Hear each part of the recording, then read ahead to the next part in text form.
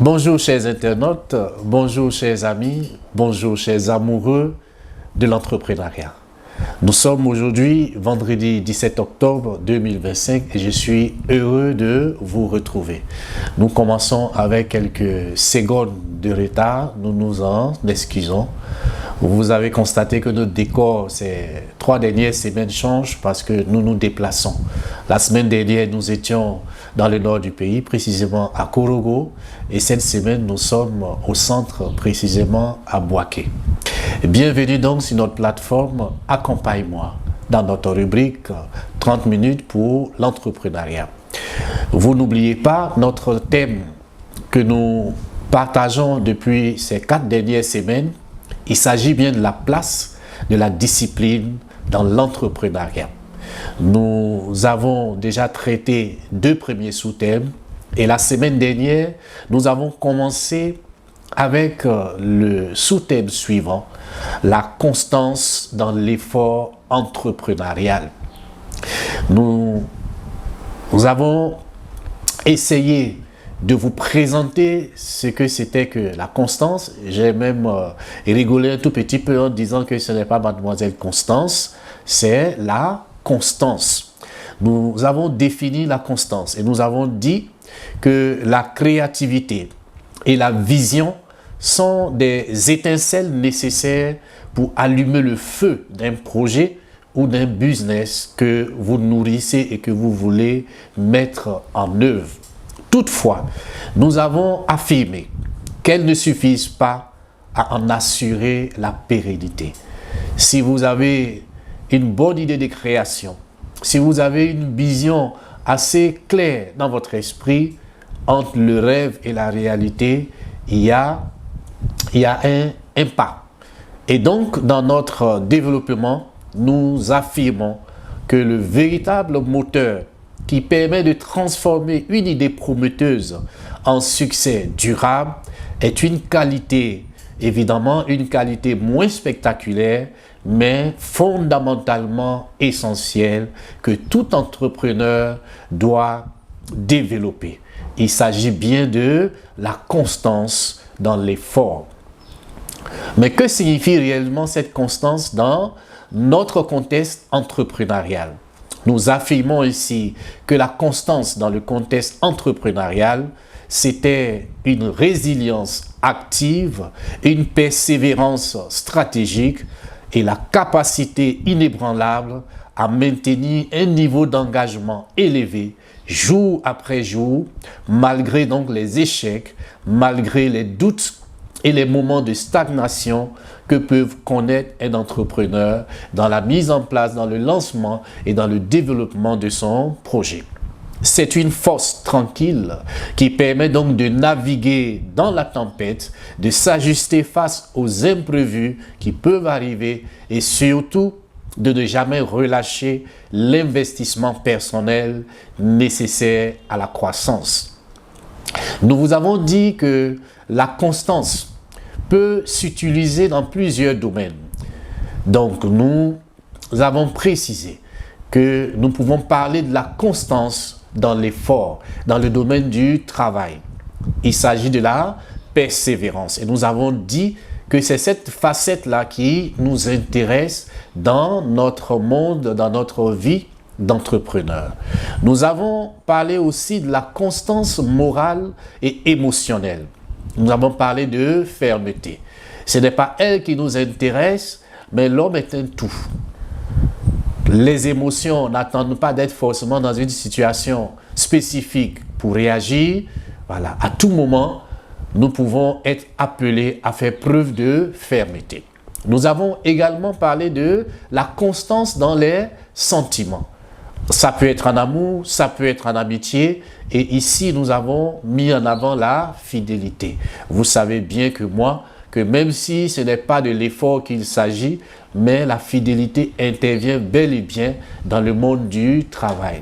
Vous avez des collaborateurs qui viennent dans une entreprise qui après 3 mois, 4 mois sont touchés par le virus de l'infidélité. Ils cherchent à s'orienter vers une autre structure. Ils n'épousent pas en réalité la vision de l'entreprise. C'est des bonnes guerres, mais c'est une réalité qui existe. Voici donc les trois facettes que nous avons présentées. Et nous avons dit que la constante dans l'effort était ce qui nous intéressait. Nous avons dit donc que la constance dans l'effort, c'est la capacité à maintenir une action régulière et soutenue afin d'atteindre un objectif. Une entreprise, par exemple, qui en fin d'année fait son bilan, le premier responsable de la structure dit que nous voulons atteindre le milliard. C'est l'objectif que nous nous fixons. Mais ça, c'est l'objectif à long terme. C'est après 12 mois qu'on doit pouvoir le constater. Qu'est-ce qui va se passer? Cet objectif à long terme va être subdivisé en petits objectifs repartis sur les départements, repartis sur les services, repartis sur les individus, et les efforts conjugués des uns et des autres va permettre justement en fin d'année de nous rendre compte que nous sommes arrivés là où nous nous étions fixés d'arriver. Alors, donc, nous n'allons pas développer la constance dans les sentiments, la constance morale et émotionnelle. Nous allons nous consacrer à la constance dans l'effort entrepreneurial. Et là aussi, nous vous avons dit que la constance dans l'effort entrepreneurial était donc la capacité à maintenir une action régulière, disciplinée et soutenue dans le temps. J'ai dit bien, votre capacité à maintenir une action régulière, disciplinée et soutenue dans le temps, indépendamment donc de votre motivation initiale, de l'apparition d'obstacles ou de l'absence de résultats immédiats. Nous avons dit que c'est la persévérance appliquée avec méthode et régularité. Pour cela, j'avais pris parmi les exemples, j'ai dit, vous avez un rapport de projet à faire qui fait 500 pages, vous devez le rendre dans 3 semaines. On est aujourd'hui 3 semaines avant. La tâche ou l'activité est importante, mais elle n'est pas urgente. Donc, vous gagnerez à faire une planification, une structuration, à vous discipliner en vous disant chaque jour, j'écris 3 ou j'écris 5 pages. De telle sorte qu'au bout des 3 semaines, vous ayez effectivement terminé votre rapport de 500 pages. Ça fait moins de fatigue, on y va doucement, on parle de régularité, on parle de discipline que vous allez mettre en place pour pouvoir respecter le timing de chaque jour que vous vous fixez, que vous vous donnez. Sinon, si vous décidez, comme c'est dans 3 semaines, vous allez attendre que les 2 premières semaines passent. Vous allez même attendre que la 3e semaine, vous soyez au dernier jour pour commencer à faire votre rédaction. Vous vous mettez la pression, vous allez faire du mauvais travail et vous n'atteindrez pas votre objectif. Et donc, nous disons que la constance est une compétence comportementale, on parle de soft skills, qui se distingue donc de la simple motivation, et c'est elle qui est le moteur silencieux qui va permettre à l'entrepreneur que vous êtes ou que l'entrepreneur que vous voulez devenir de transformer une idée brillante en une entreprise solide et pérenne. Elle est souvent ce qui distingue le succès durable de l'enthousiasme éphémère. L'enthousiasme éphémère, c'est le rêve, c'est l'idée de départ, c'est le film qu'on se trace de ce qu'on va être dans 1 an, dans 2 ans, dans 3 ans. Mais en réalité, cette projection ne se passe pas toujours comme on le désire. Vous faites des prévisions, vous pouvez être loin des prévisions. Mais quand on est loin des prévisions, comment faisons-nous pour pouvoir tenir le graget haut? C'est de ça dont il est question et nous disons que c'est la constance qui peut vous aider. Retenons donc que la capacité de l'entrepreneur à pouvoir maintenir une action régulière, disciplinée et orientée vers un objectif malgré l'apparition des obstacles, des revers, de la monotonie ou de l'absence des résultats immédiats est ce que nous appelons la constance, et c'est à ça que nous vous invitons tous.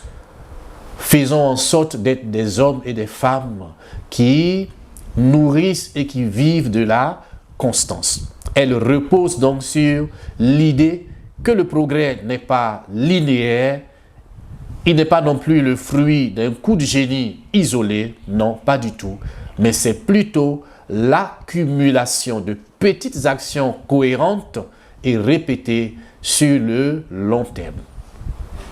J'ai dit que je m'adresse aux entrepreneurs, mais je vous l'ai dit aussi la semaine dernière. La constance, nous sommes tous appelés à nous nourrir et à l'expérimenter au quotidien.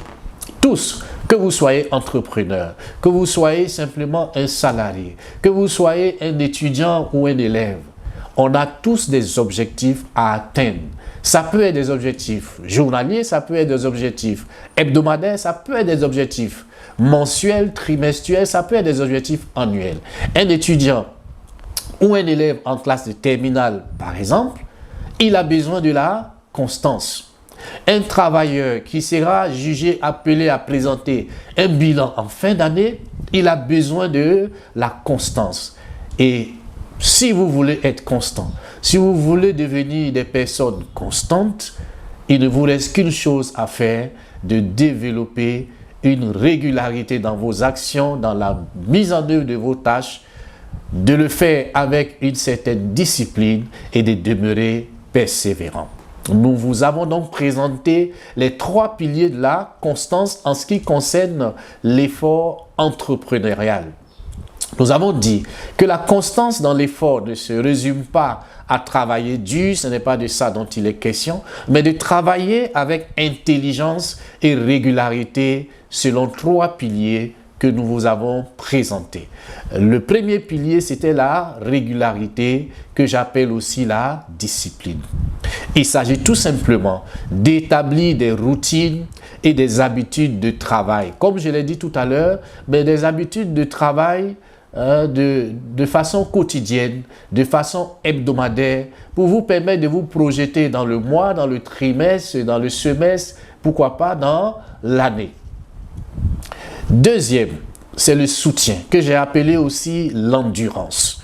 C'est votre capacité à continuer sans se décourager. C'est la résilience dont vous allez faire preuve lorsque les difficultés, lorsque l'échec va pointer le nez. Est-ce que vous serez capable de chercher à surmonter l'obstacle ou bien est-ce que vous allez baisser les bras? Est-ce que vous allez réorienter votre vision? Si vous baissez les bras, si vous réorientez votre vision, ça veut dire que vous manquez d'endurance. Et le troisième pilier, c'est l'orientation, que j'appelle aussi la focalisation, que j'appelle aussi la cohérence. C'est la capacité de l'entrepreneur ou la capacité de la personne à maintenir donc le cap sur la vision à long terme. J'ai dit tout à l'heure, une entreprise qui se projette pour une année ou pour 2 années, de faire peut-être 2 milliards de chiffre d'affaires. Mais si elle doit pouvoir garder le cap sur les 2 milliards, même si au 6e mois, elle a du mal à produire 100 millions, si 1 an après, elle a du mal à produire 200 millions, elle doit peut-être revoir les stratégies, mais elle ne doit pas se détourner de son objectif principal qui s'est fixé. Nous avons fait un rapprochement également entre la constance et la motivation. Nous avons dit que les deux ne sont pas la même chose. Motivation, on peut parler de motivation intrinsèque, motivation extrinsèque. Mais c'est des attitudes éphémères. Par contre, la constance, nous parlons de régularité, nous parlons de discipline. Et nous avons dit que la constance, comment elle se constate? C'est comme pour ceux qui sont des chrétiens, voilà. Ce n'est pas tous les dons que vous avez qui attestent que vous êtes une personne riche en Dieu. Non, c'est votre vécu au quotidien. Les fruits de l'esprit que vous allez manifester, c'est ce qui va permettre de vous situer si vous êtes spirituellement bébé ou bien si vous avez pris de la hauteur ou si vous avez grandi. Et pour la constance, il y a 3 éléments. Le premier élément, c'est le facteur temps. C'est la discipline. Cette discipline obligatoire que chacun doit pouvoir s'appliquer en tout et pour tout. Vous avez ensuite l'acquisition de la maîtrise, que ce soit un art, que ce soit un sport, que ce soit une activité professionnelle. Vous ne pouvez pas devenir un expert dans votre domaine, vous ne pouvez pas devenir un joueur avec les qualités qui se développent si vous ne vous entraînez pas. Donc, cet entraînement va nécessiter une régularité et va nécessiter une discipline appliquée à cette régularité. Et le troisième élément, c'est la confiance en soi. Facteur temps, discipline, acquisition de maîtrise et la confiance en soi. Nous disons que la constance, ce n'est pas une simple vertu. Nous disons que c'est un mécanisme qui produit donc des effets concrets sur le succès de votre entreprise, sur le succès de votre projet, sur le succès de votre business. C'est un mécanisme qui produit donc des effets concrets sur le succès que vous recherchez. Et ces effets, je l'ai dit, le premier, c'est l'effet de l'élan. Je parle aussi de momentum, c'est-à-dire que l'effet constant va générer ce que j'appelle de l'élan. C'est comme un train qui prend de la vitesse, plus vous effectuez des actions régulières, plus elles deviennent faciles et automatiques. Les petits progrès quotidiens s'accumulent. Et donc, on parle ici d'intérêt composé de l'effort. Quand je parle d'intérêt composé, ceux qui sont financiers savent et comprennent de quoi il s'agit. Donc, c'est les petits progrès quotidiens qui vont s'accumuler pour créer un résultat exponentiel sur le long terme. Là où, si c'est des efforts sporadiques, cela ne va créer qu'une somme arithmétique. Deuxième, bâtir la confiance et la réputation.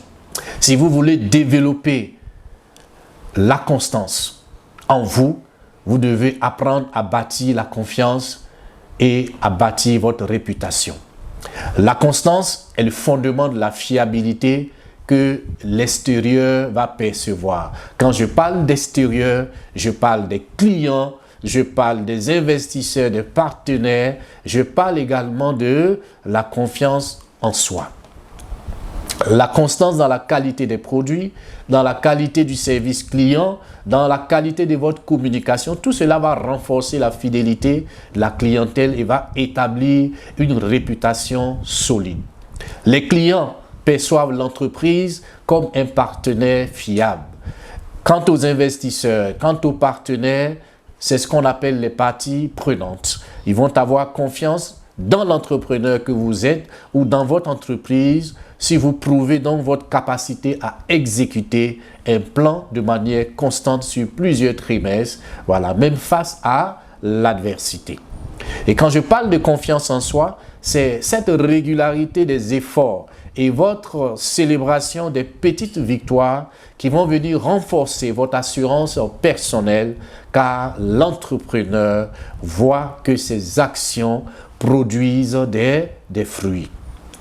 Troisièmement, remplacez votre motivation par la discipline. L'entrepreneur et auteur Jim Rohn résume parfaitement cet enjeu. Il dit, la motivation vous permet de commencer, mais c'est l'habitude qui va vous permettre de continuer.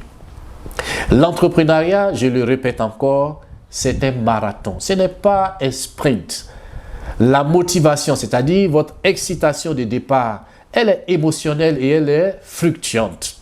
La constance, elle va s'appuyer sur l'autodiscipline. Et ça va permettre donc à l'entrepreneur que vous êtes ou que vous voulez devenir de prendre donc le contrôle de vos actions sans dépendre de votre humeur ou des circonstances externes. Donc retenez que toute personne, que vous soyez entrepreneur ou pas, si vous avez le réel désir de développer votre constance dans l'effort, vous devez apprendre donc à développer l'effet de l'élan. Vous devez apprendre à bâtir votre confiance et votre réputation. Vous devez également remplacer votre motivation par la discipline. Voyons maintenant les stratégies pour cultiver votre constance. Vous savez, pour développer cette qualité essentielle, l'entrepreneur ou la personne que vous êtes, vous devez apprendre à mettre en place ce que j'appelle une approche structurée. Et donc, je répète encore, la constance, c'est une qualité essentielle pour tout entrepreneur, pour toute personne. Elle est souvent plus importante que le talent initial. Elle se développe par des actions délibérées et un état d'esprit spécifique. Pour développer donc votre constance dans l'effort entrepreneurial, pour développer votre constance en tant que salarié qui a envie de devenir une personne qui réussit tout ce qu'elle commence, premier conseil que je peux vous donner, c'est de fixer le cap avec précision, de clarifier votre pourquoi et votre vision à long terme. Premièrement, dans ce point 1, je parle de clarifier votre pourquoi. Rappelez-vous constamment la raison profonde, c'est-à-dire la passion qui vous a animé ou qui vous anime. Votre mission, vous devez toujours l'avoir en esprit et l'impact que vous voulez produire. Et donc, j'ai dit, rappelez-vous constamment la raison profonde pour laquelle vous avez créé votre entreprise, vous avez mis en place votre projet ou votre business. Parce que c'est le carburant psychologique qui vous maintient en mouvement face donc aux doutes et aux échecs. Donc, clarifiez votre pourquoi, identifiez votre motivation profonde. Lorsque la passion faiblit ou que les obstacles surviennent, il faut toujours se rappeler pourquoi vous avez commencé. C'est votre pourquoi qui va vous aider donc à rester sur la bonne voie. Ensuite, toujours dans ce premier point que je développe, il faut apprendre à définir des objectifs finaux SMART. Ça veut dire quoi? Il faut découper votre vision à long terme en objectifs clairs, mesurables, atteignables, réalistes et temporellement définis. C'est simple. J'ai dit dans 12 mois, je veux pouvoir réaliser un chiffre d'affaires d'1 milliard. C'est l'objectif final. Mais cet objectif, je dois pouvoir la repartir sur les services, sur les départements, sur l'ensemble du personnel. Et comme je le dis, découpé en petits objectifs, chacun sera invité, appelé à travailler dans l'atteinte de ces objectifs et cela nous permettra donc de rester focus sur notre vision à long terme. Travaillez également par palier, c'est-à-dire concentrez-vous sur des objectifs quotidiens, hebdomadaires, trimestriels, plutôt que de garder donc l'objectif final lointain. C'est-à-dire que dans le courant de l'année, si dans l'année il y a 12 mois, si en janvier votre année commence, voilà, c'est vrai que vous restez focus sur l'objectif final, mais l'objectif final, puisqu'il a été décomposé en petits objectifs, repartis sur les départements, sur les services, sur les personnes, on va se focaliser au quotidien sur la production des personnes, sur la production des services, sur la production de toutes les entités de production qui composent l'entreprise pour que justement, après 12 mois, nous puissions constater que nous avons atteint notre objectif. Définissez donc des objectifs finaux, c'est-à-dire avoir toujours une vision claire de ce que vous voulez atteindre. Cela va donner donc un sens profond à l'effort quotidien. En 2, vous devez apprendre à établir des routines et de la discipline. Qu'est-ce que j'entends par établir des routines et de la discipline? Premier point dans ce point 2, créer des habitudes productives et incontournables. La constance, je vous l'ai déjà dit, elle repose plus sur la discipline que sur la seule motivation.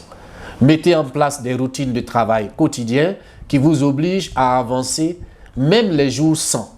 Identifiez les tâches critiques, prospection, création de contenu, gestion financière, et il faut que vous arriviez à bloquer des plages horaires fixes dans votre agenda pour les accomplir sans exception.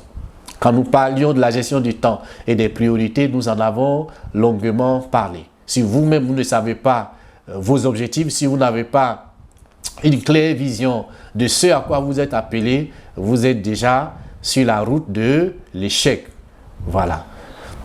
Et ça, je prends l'exemple d'un collaborateur qui travaille dans un service projet. Son objectif, c'est de travailler à produire des projets. Voilà.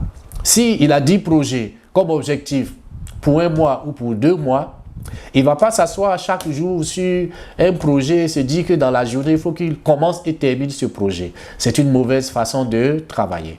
Et pour chaque projet, il faut faire une planification dans le temps, c'est-à-dire sur des mois, sur des semaines, de telle sorte que chaque jour, on a un timing précis pour s'occuper de telle ou de telle activité. C'est la seule façon, si vous voulez devenir un travailleur accompli, efficace, qui réussit tout ce qui lui est fixé comme objectif. Découpez donc les objectifs en petites étapes et mettez l'accent sur le processus. Je dis toujours que les grandes réussites sont le cumul donc de petites victoires régulières. Concentrez-vous sur des tâches quotidiennes ou hebdomadaires réalisables plutôt que sur la tâche énorme à long terme. Tu veux écrire 500 pages, il ne faut pas venir t'asseoir aujourd'hui pour dire tu commences, tu termines. 500 pages, ce n'est pas un travail d'une journée. C'est un travail qui se planifie avec un deadline qu'on se fixe, qu'on se donne soi-même. Et pour ça, c'est votre capacité à vous discipliner qui va vous permettre de respecter ce que vous avez dit. Découper les objectifs en petites étapes et mettre l'accent sur le processus. Je dirais encore contrôler la procrastination. Utilisez donc des techniques de gestion du temps. Nous en avons vu énormément lorsque nous parlions de la gestion du temps et des priorités. Par exemple, la méthode Pomodoro et le principe de la règle des 5 minutes. Si une tâche vous demande moins de 5 minutes, faites-la immédiatement. Ce n'est pas une tâche qu'il faut remettre à plus tard. C'est quand elle dépasse 5 minutes qu'on a le temps maintenant de réfléchir et de faire une planification. Troisième conseil, cultiver un état d'esprit de croissance et de résilience. Et là, il y a plusieurs sous-points que je veux vous présenter. Le premier, il faut adopter l'autodiscipline. Cela implique donc le contrôle de soi, la gestion du temps et votre capacité à rester concentré malgré les distractions. J'ai souvenir qu'il y a 1 mois de cela, je me retrouvais avec des collaborateurs au sein d'une autre entité, c'est-à-dire nous avons une crèche.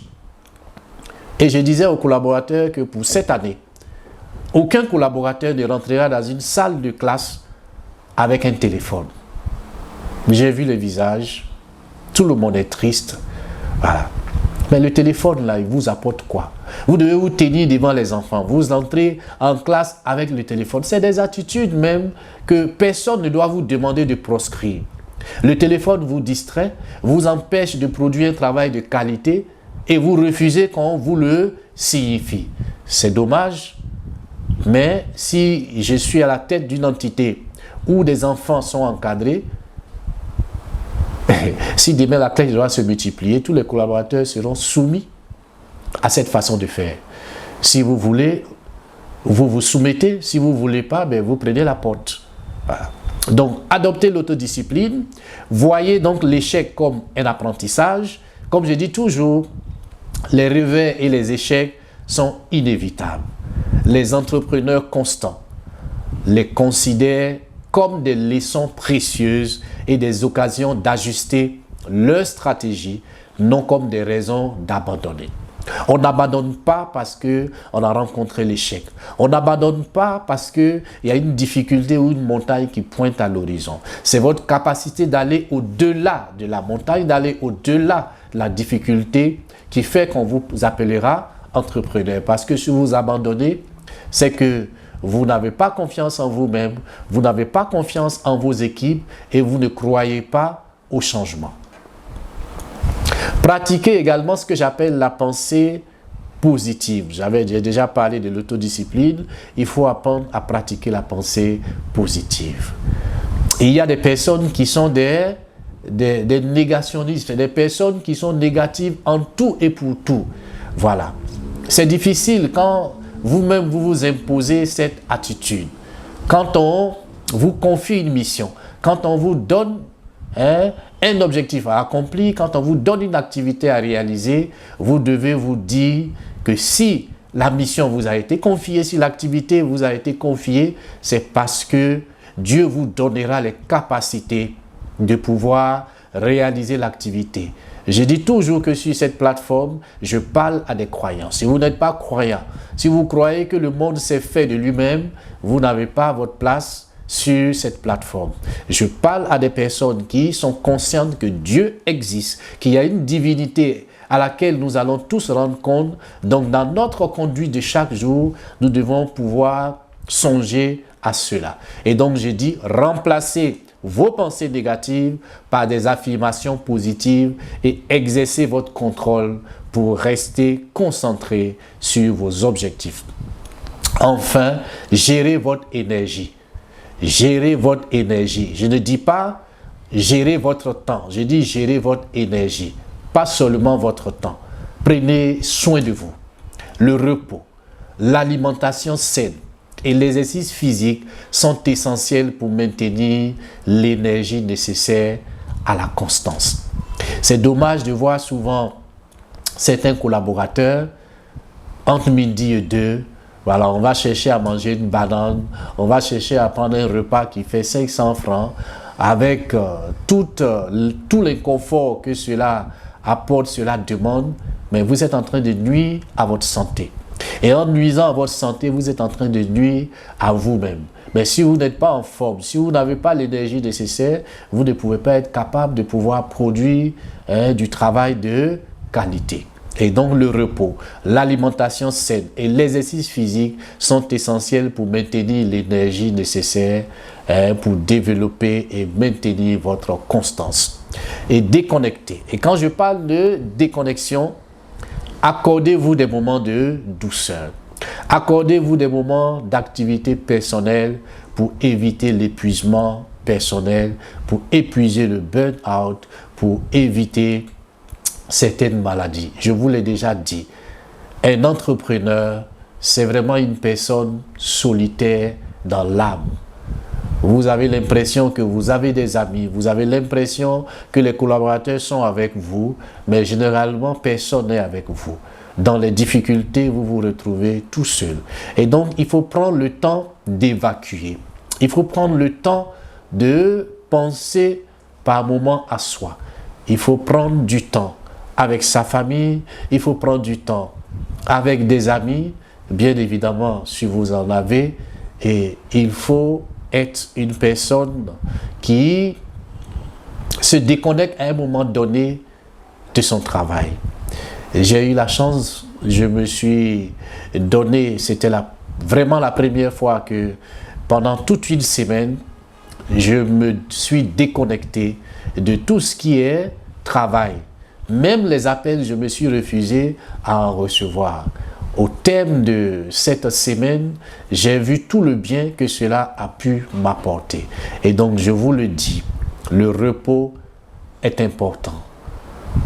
Mais pour pouvoir bénéficier d'un repos, pour pouvoir bénéficier d'un temps de relaxation et de repos, vous avez besoin de vous structurer, de vous organiser. Vous avez besoin d'avoir du temps pour le travail et du temps pour votre repos, du temps pour vous-même et votre famille. En 4, mesurez, célébrez et ajustez régulièrement les progrès. Suivez vos avancées, célébrez vos petites victoires, revoyez et adaptez. Ne soyez pas une personne entêtée. Vous savez, la persévérance ne signifie pas s'acharner sur une stratégie qui ne fonctionne pas. Non, il faut évaluer vos résultats et puis il faut apprendre à être flexible. Il faut toujours adapter donc votre stratégie si nécessaire, tout en restant fidèle à votre vision globale, à votre vision de départ. Et dernier point dans cette partie 4 que j'ai appelée mesurer, célébrer, ajuster régulièrement les progrès. Suivez vos indicateurs clés. Il faut toujours que vous ayez des indicateurs. Tenez votre comptabilité à jour, mesurez régulièrement l'efficacité de vos actions. Ce qui est mesuré peut toujours être amélioré.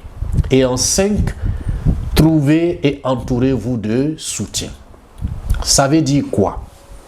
Il faut que vous songiez à équilibrer travail et vie personnelle. Je reviens encore là-dessus. L'épuisement est un ennemi de la constance. Assurez-vous de maintenir un bon équilibre pour garantir une stabilité sur le long terme. Entourez-vous. Construisez un réseau solide de soutien. Si vous avez besoin d'avoir un mentor, trouvez-vous un mentor. Si vous avez besoin de vous rapprocher de vos pairs, rapprochez-vous de vos pairs. Si vous avez besoin d'un coach, je suis là pour vous accompagner. Sinon, trouvez-vous un coach qui peut vous aider, qui peut vous conseiller. Tout cela parce qu'ils ont une expérience qui sont à même de partager avec vous. Voilà, ils ont des valeurs, ils peuvent vous encourager, ils peuvent vous offrir donc de l'inspiration et un soutien émotionnel lorsque vous traversez des difficultés. En tant qu'entrepreneur, je vous dis, évitez l'isolement entrepreneurial. Tout seul, c'est toujours difficile de se débattre, mais ensemble, on est plus fort. Et le dernier point dans cette partie 5 que je vous propose comme conseil, attitude à développer pour être vraiment une personne constante, c'est la délégation. Nous en avons déjà parlé lorsque nous voyons la gestion du temps et des priorités. En tant qu'entrepreneur, même si vous n'êtes pas entrepreneur, que vous avez une responsabilité de chef, vous avez une responsabilité pour conduire une équipe, je vous dis qu'il faut accepter de confier certaines missions à des collaborateurs compétents. Tenter donc de tout faire soi-même, c'est une cause fréquente d'épuisement et de perte de constance. Retenons que en tant que stratégie pour cultiver votre constance, je vous ai développé 5 points. Premièrement, fixez le cap avec précision, clarifiez votre pourquoi et votre vision à long terme. Établissez des routines et de la discipline. Cultivez un état d'esprit de croissance et de résilience. Mesurez, célébrez et ajustez régulièrement les progrès et vos progrès. Trouvez et entourez-vous de soutien. Qu'est-ce que nous allons retenir en définitive? La constance est le travail invisible, est le travail souterrain qui rend le succès visible. C'est le secret pour naviguer les tempêtes entrepreneuriales et s'assurer que l'entreprise, pas à pas, continue d'avancer vers sa vision. Nous arrivons donc au thème de cette session et la leçon essentielle que je voudrais vous inviter à retenir est que l'idée de génie n'est que la graine. Le rêve, l'idée qui vous pousse à devenir entrepreneur ou à vous orienter dans un projet ou à vous investir dans votre travail, ce n'est que la graine.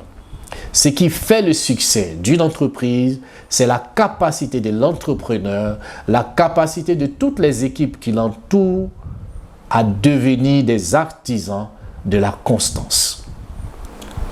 Vous avez désormais les outils pour transformer l'effort en une routine pérenne. Vous savez décomposer vos objectifs ambitieux en tâches quotidiennes gérables.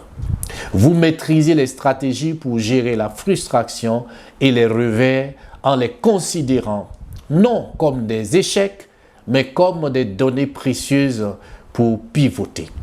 Vous êtes outillé pour cultiver une discipline qui ne dépend pas de la motivation éphémère. L'entrepreneuriat, je vous le répète encore, est un marathon. Ce n'est pas un sprint.